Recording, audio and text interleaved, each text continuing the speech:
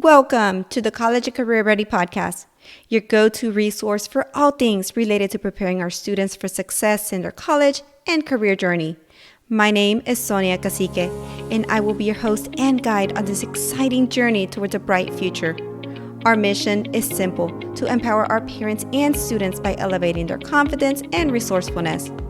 We believe that you deserve all the tools and support necessary to open the doors to endless possibilities of success. And with our community, you don't have to do this alone. So come with me and let's get started. Welcome, everybody. Welcome to the College and Career Ready podcast. Today on our podcast, we have Shahar Link.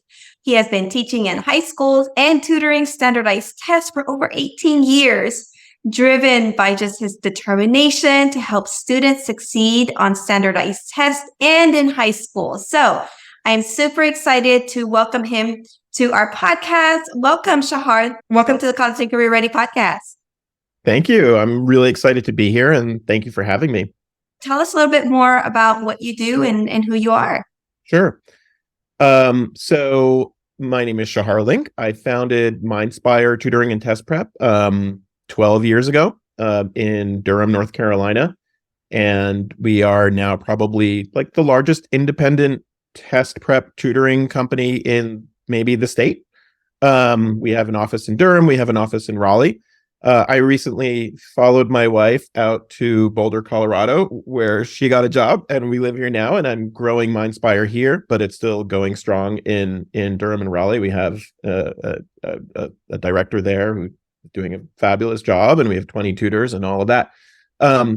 Before Mindspire, I was a high school teacher for 10 years. I taught history and economics in a couple of different schools on the East Coast and in the Bay Area of California. And before that, I was in graduate school at Stanford. I was working on a PhD, but I quit.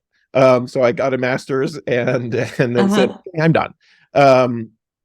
I grew up in New York. I have a wife, a son, 2 dogs, and 2 cats. So, pretty full life. And my favorite thing to do right now is hiking 14ers in Colorado, these big 14,000 foot mountains with my son.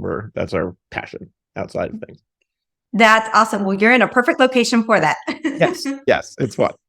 Super. Well, thank you for introducing yourself. And so the reason why we wanted to have you on the podcast is for test preparation and really helping our parents and students understand a little bit more about the ACT and SAT.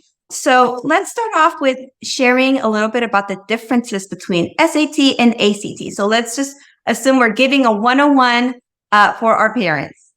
Sure. So it's become a little bit more complicated now because the digital SAT is now in the mix. The digital SAT is starting. It's going to be given in March. So the last paper-based SAT will be in January. And after that, there will be no more paper-based SATs for anyone, anywhere. And everyone, beginning in March, will have to start taking the digital SAT.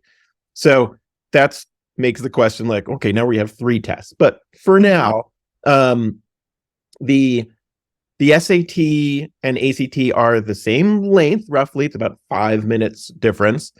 They're both accepted by pretty much every university in the United States. I don't even think I have to say pretty much, like every university in the United States takes both. And they have a lot in common. They both have reading comprehension sections, and they both have sections about grammar and writing, and they both have math sections. One big difference is that the ACT has a science section, and that's a little bit different. But then again, the SAT throws in, like, into their reading part, they throw in science passages. So they're still testing science, but maybe not quite as, like, over the top. The ACT math section is a broader range of questions. There's more sort of advanced topics like maybe trigonometry, or they have matrices, and they have some harder kind of probability questions. Whereas the SAT is more focused on algebra and statistics, probability, but more narrowly focused.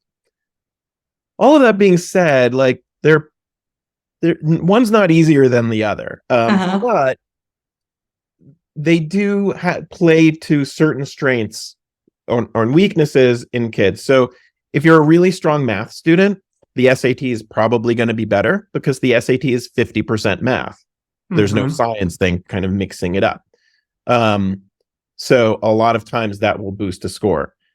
The ACT tends to feel a little bit more straightforward. So in our experience, if kids take a baseline ACT and SAT before they start any prep, just a practice mock test, which we have almost everybody do, and the scores are the same, we'll push them more toward the ACT because it tends to be, in our experience for many kids, a little bit easier to master, a little bit easier to get your score up in test preparation. Not for everybody. The timing can be harder on the ACT, but in general. So that's a little bit. I just want to say again, though, like, it's the only way to really know like which test you're better at is to take both of them in a practice setting. Don't go out and pay $200 and take the official test, but go take practice tests. They're available online. We offer them every weekend online or in person, and see how you do on both of them. See which one you like better and study for the one that you're just better at. I know I'm talking a lot, but I'm going to say one more thing. Yeah, no. Students have really, now that we've started with the digital SAT, students really like it. Really? Yeah. So it's only 2 hours long.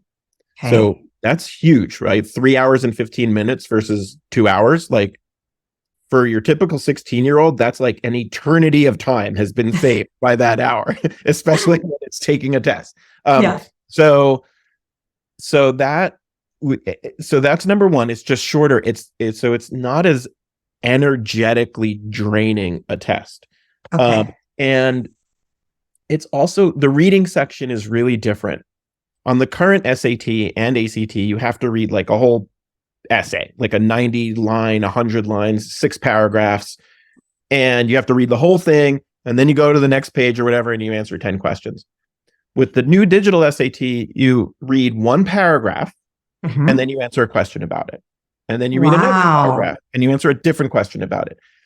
And it's not that the questions are easier. Like, the questions are still hard. You know, they can ask, like, what's the purpose of the third sentence? You know, that can be a hard question, but you're not reading for 4 minutes and then answering a bunch of questions. It's like right there. And for most students, they just feel like that is a much more comfortable situation. So I'm kind of excited. Like, this is the first time that I feel like the College Board, like, they've maybe done something right with this thing. And, you know, so that's something to keep in mind as well. If you're a junior now, if you just started your junior year, you're starting in a few weeks, the digital SAT is something to definitely consider. Yeah, absolutely. So, and you mentioned practice exams. Is there a cost for those practice exams? Not for us. Every student who is interested, we will give them the practice SAT and ACT for free. And again, if they're in North Carolina, great, they can do it in our office, but we do it online, and it's proctored every Saturday morning. Nice. We want it to be simulated.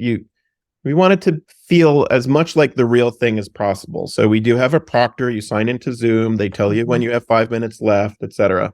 And then at the end you get a score report with like a very detailed breakdown per question, categories of different types of questions, and how you did. And all of that's free for the SAT and ACT, like, first time. Perfect. When do you recommend that students should be taking a practice exam? What's the earliest you think that they should start considering that? The earliest is in their sophomore year, maybe like second semester. We do have some exceptional students who are, who can take the SAT in the beginning of their sophomore year and get a 1500. This is very rare. But if you can do that, then go right ahead. Most students are best served by starting this process in the summer before their junior year. So if they're starting their junior year now and they haven't like done these baseline practice tests, go ahead and do it now. That doesn't necessarily mean they're going to start tutoring right away or start prepping right away, but it gives you the wiggle room that, well, if my score was much lower than I thought it would be, and I have my eyes set on certain types of schools and I need to go up 300 points on the SAT, starting now is what you would need to do. And if you take the practice test and you're like, wow, I'm crushing this, I hardly need to do anything, then great. Don't do anything until the end of your junior year and go take your test. But at least this way you have enough time to make the right decision. Absolutely. And that's a great point, because then you're kind of looking at your own score and the improvement that you need to make. And I literally just made a post about this, about, standardized testing. A lot of schools and parents are starting to get results from last year. And it's so hard for students to compare them to other students, as well as even compare them to siblings. I have twins and they're like night and day. And so I really encourage, the practice exams to know where they're starting off and where they need to do or practice for their own growth and their own development. Right. Yeah. We don't talk about, if you do this much, you're going to get this score. It's not about that. What we talk about is if you do this much studying, you should go up this much. And It's about where you're starting. Everyone's different. But most students should be able to see like really nice improvements if they study hard and for an adequate amount of time. We do packages, and each package is sort of tied to an outcome that would be expected. So 25 hours, and that the minimum would be 100 points on the SAT if you study for 25 hours. And we actually sort of have a money back guarantee with that. Most students go up more than that. But the point is, it's about where you start and improving on that. Yeah, you can't. The comparison game is so tempting. And we all do it, but we also all have to train ourselves to notice when we're doing it and stop as soon as we can, because it just gets you nowhere. It's about you and pushing yourself to do the best you can. Absolutely. Thank you for sharing that. And so let me ask you, in reference to universities, do they have a preference for SAT or ACT? What have you seen? No, we've never seen anything like that. They all use pretty much, there's a concordance that the ACT and the SAT created together, saying, okay, a 25 ACT equals a 1200 SAT, whatever it might be.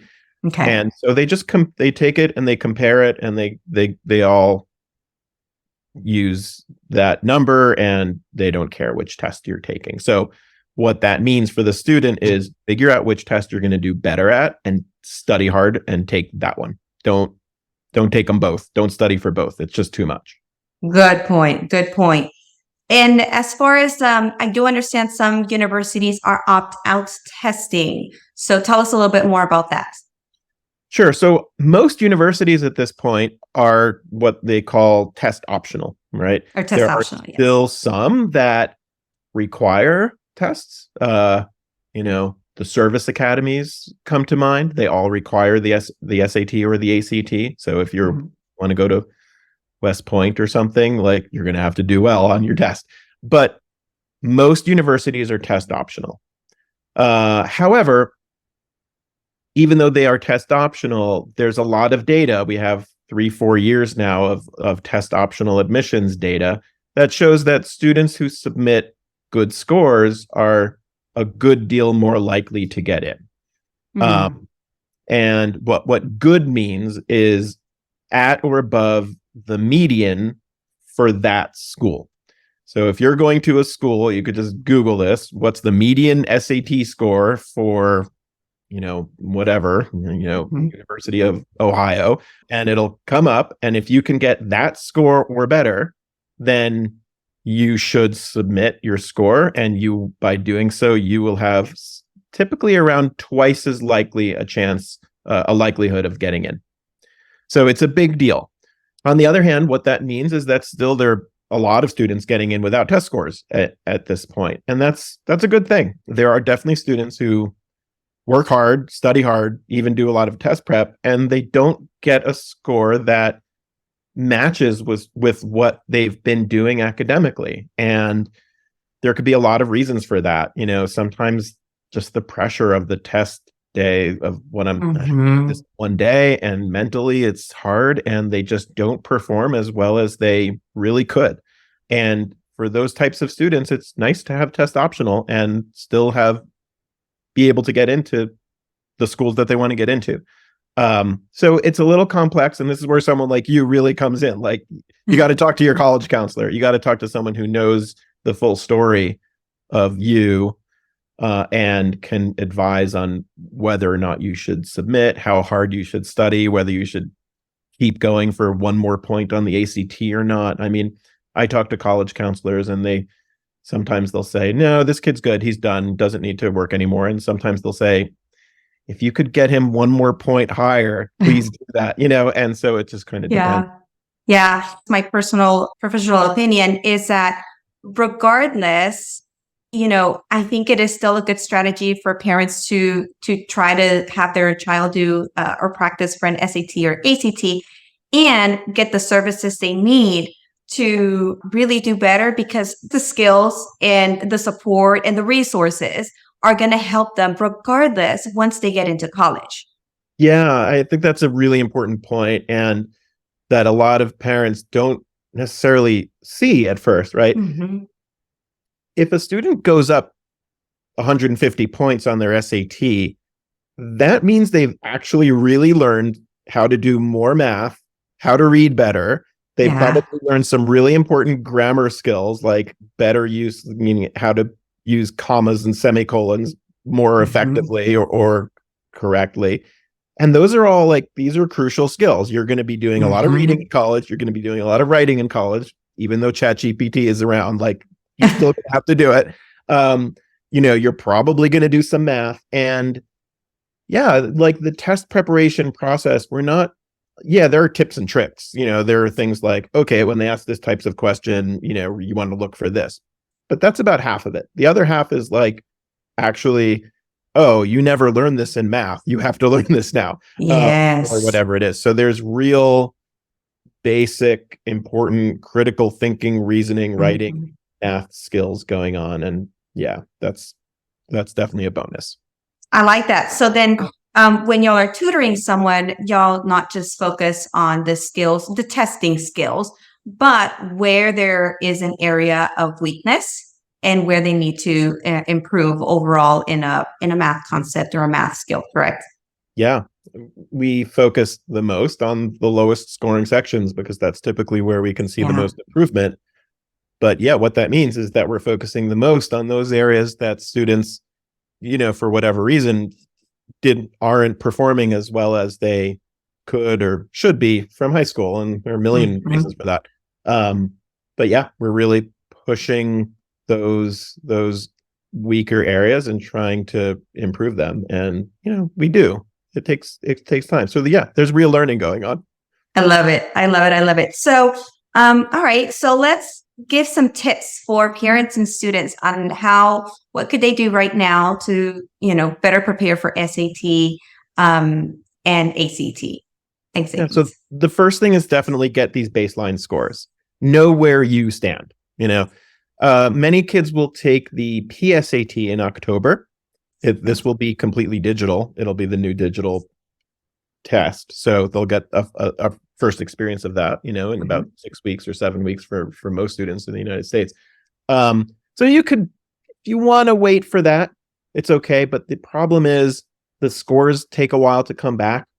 So if you say, well, we're going to wait for the PSAT scores, then you're maybe looking at November, December. It might be a little sooner with the digital SAT. So I would suggest taking these baseline tests first and doing them soon. Once the school year really ramps up, it gets harder to do all of this stuff. So if you haven't started school yet, go ahead or do it in the first week or two. And once you have those baseline scores, then you start to look at, well, what do I think I want, to get? What do I need in order to get into some schools that I might be interested in? It might be a little bit soon for juniors who are just starting their junior year to know where they want to go, but it's time to start maybe doing some Googling and seeing, well, what's the what are some of the scores for some of the schools that I think I might want to get into? And then you look at the difference, right? If you're already there, then you can take a nice deep breath and a sigh of relief and say, okay, I don't have to work too hard on this, However, even there, it's like, as I'm sure test scores are often closely related to scholarships.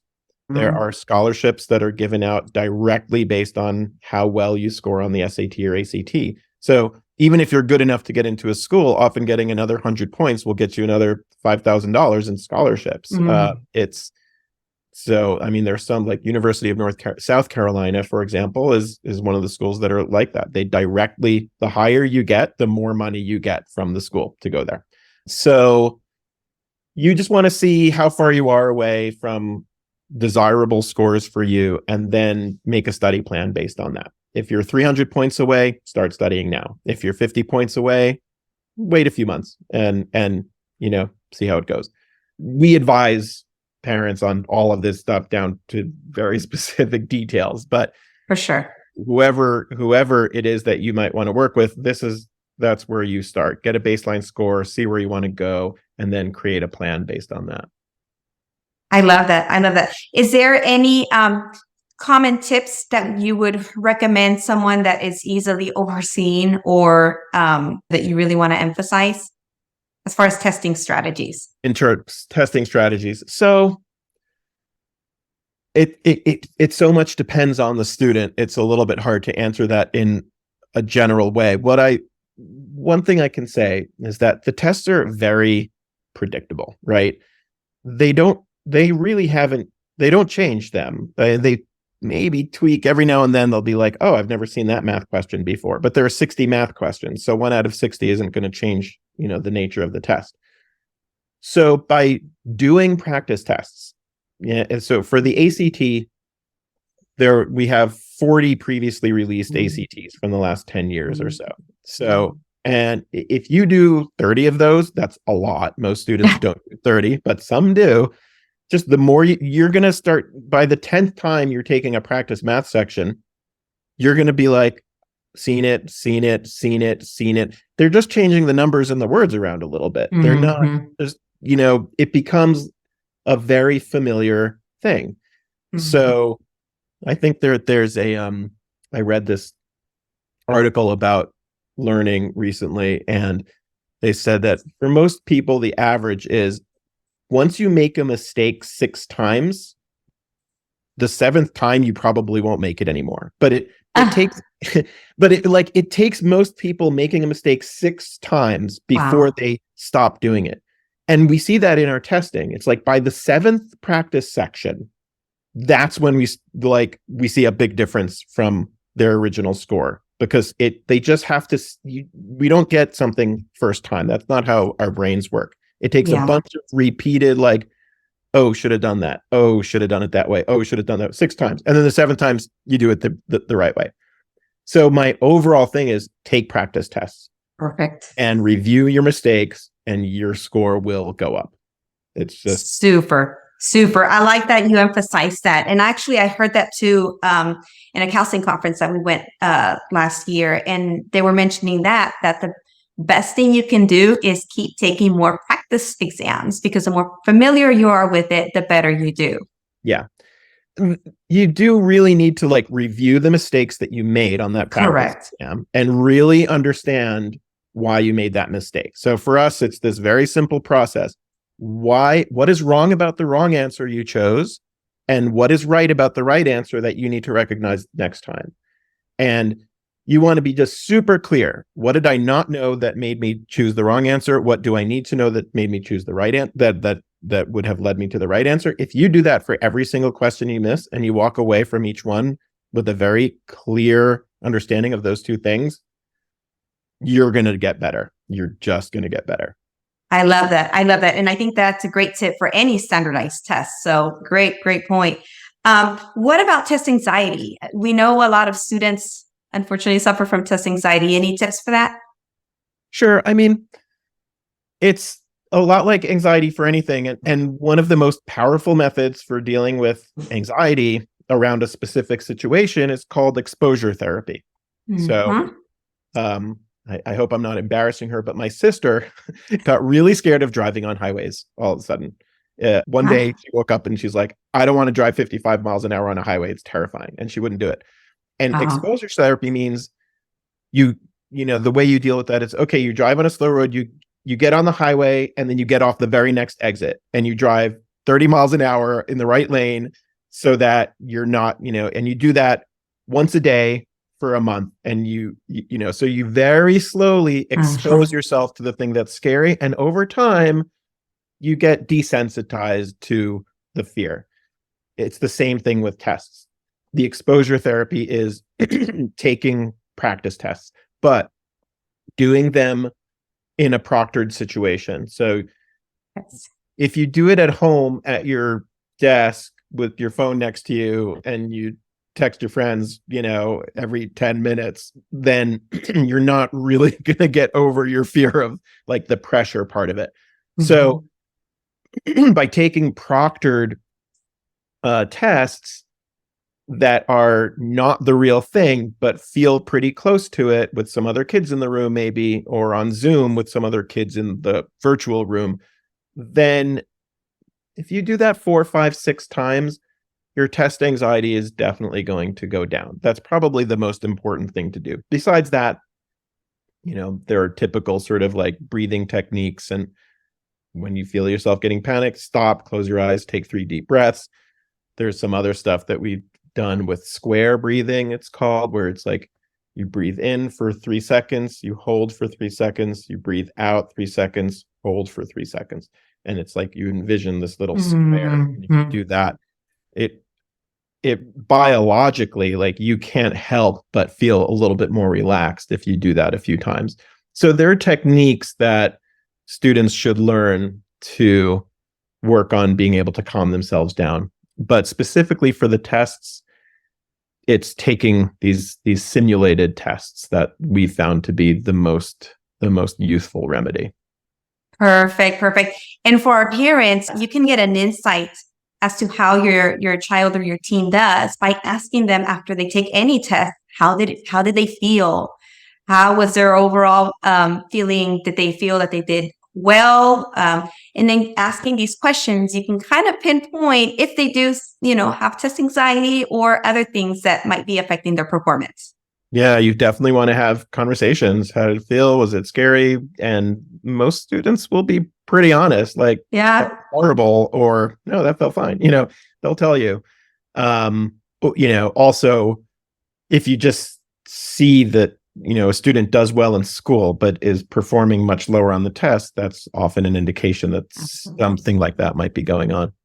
Yeah, perfect. Let me ask you one other question as far as testing tips. What about students who are, for example, let's say have ADHD, can't sit still? Do you have any recommendations for them? Yeah. Well, if the ADHD is serious enough to have someone look at it and maybe prescribe medications, that's definitely a conversation to have. I've worked with many students who have ADHD, and there can be a real love-hate thing with the medications, but excuse me, but they usually do help if it's a problem. Another thing that's really important for ADHD is getting accommodations. So in order to get accommodations, you have to apply for it. It's a little bit different for each test. But one thing I will say is that for most students who have accommodations, the ACT ends up being a better test, because one of the hardest things about the ACT is the quick timing of it. And if you have extra time accommodations, it takes the edge off of that. And then the questions just aren't as hard compared to the SAT. But so that's something to look at. But most importantly, get accommodations. If you have a diagnosis and you've had it for a few years, then in most cases, you can get accommodations, time and a half, or even double time. We had a student recently who had time and a half, and it wasn't really enough. And it was clear that he should have been able to get better scores, and he kept running out of time. And then he got double time, and then he got his score. It really made the difference. So there are a slew of accommodations besides time accommodations. There's accommodations where you're allowed to use a highlighter, or you're allowed to circle the answers in the book instead of the bubble sheet, because for some students with the bubbling, they mess up the bubbling all the time. And so you can actually not have to bubble on the answer sheet, but circle. It's called circle in book. Look into these because they can really help. I mean, the ADHD is especially, like, the timing is the biggest thing, because students with ADHD just need more time to sit with the problem in order to get through it, but they're just as capable of doing the work, and they just need that. And also with ADHD, like, this consistency in scheduling for preparation can be really big. Often parents do need to get a little bit more involved there. The student themselves, often it can be really hard for them when they're 16 years old to get all that straight. So there might need to be a little bit of assistance there, I found. And dyslexia is another learning difference, and we have a tutor who sort of specializes in dyslexic students, and she has dyslexia herself, and she's finishing up a PhD in the humanities. So all she does is read and write, and she has totally figured out, it's not just her. Like, you can figure out how to work with dyslexia and have no problem doing all of the reading and writing. It doesn't mean it's easy peasy, but it doesn't have to stop you from doing anything you want to do. So there are ways of working with all of these. I love that. Thank you for sharing that.